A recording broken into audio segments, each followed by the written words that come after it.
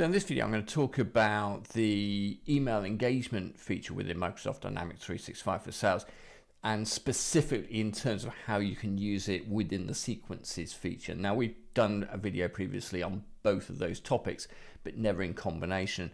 And I think it's quite powerful how those two come together. So let's go into the system. I'll show you what I mean. So I'm actually in an activity at the moment. I'm in an email activity.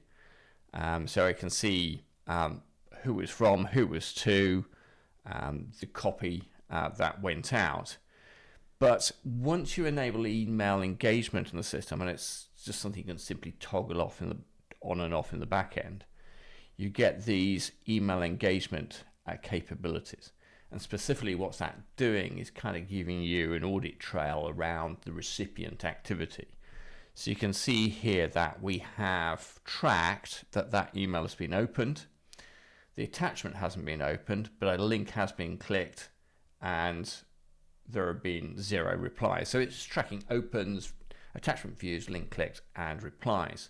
So that's kind of powerful in its own right, but where it can really come into play is how that can be used within sequences. Now, sequences are the ability to create automated workflows of activities that we can apply to certain record types within Dynamics.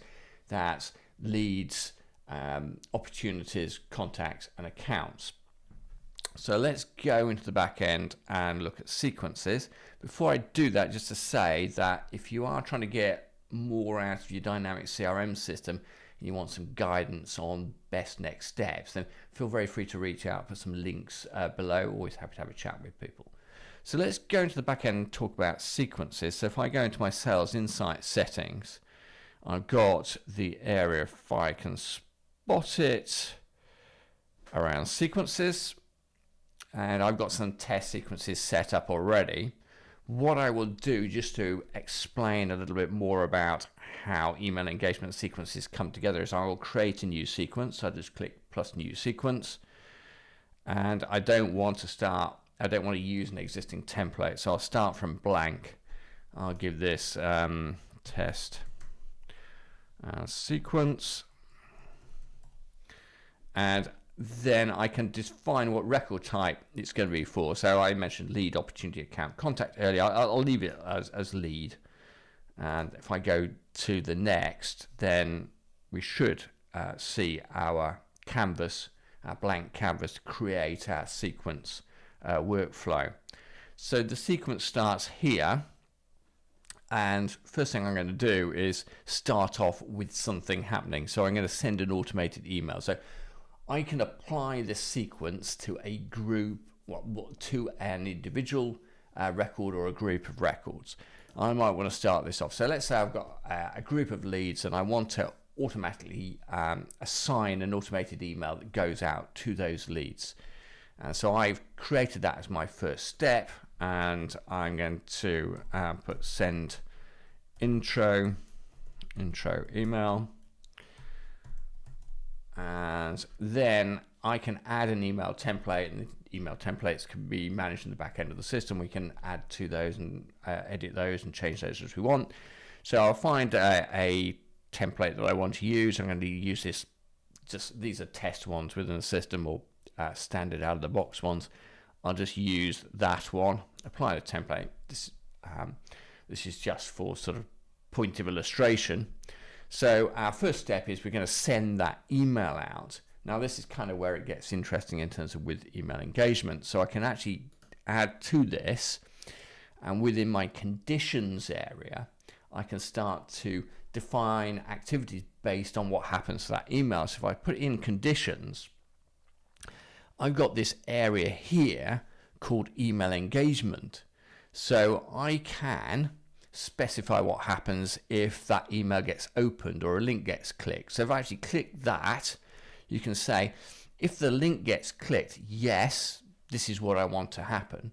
If the link doesn't get clicked, then I've got another path to define.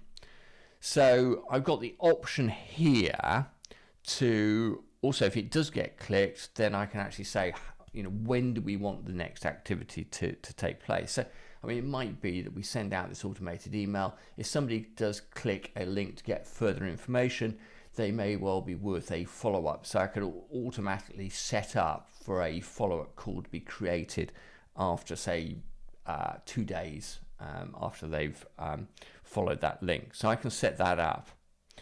So I've got that option there. I'm going to actually bin that one because I've got an advanced option which I'll just illustrate as well. So if I just click on this, go back to my conditions, I've got something called advanced email conditions that I can use. So it's just a slightly more involved version of what I've just shown previously, in that I've got this advanced next step.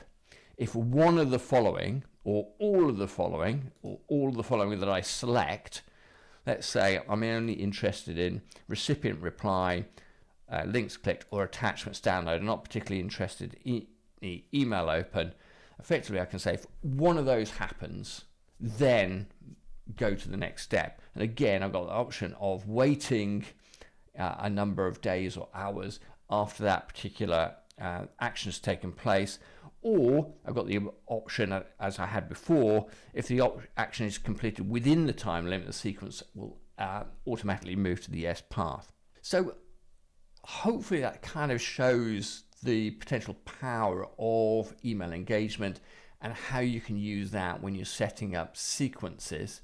And I think it's I think it's an area that could get quite powerful and quite interesting. I think, as I say, in the example I've sort of talked about here, we could automate an email going out to a large batch of leads and then just prioritize and focus in on the ones where some interest is shown.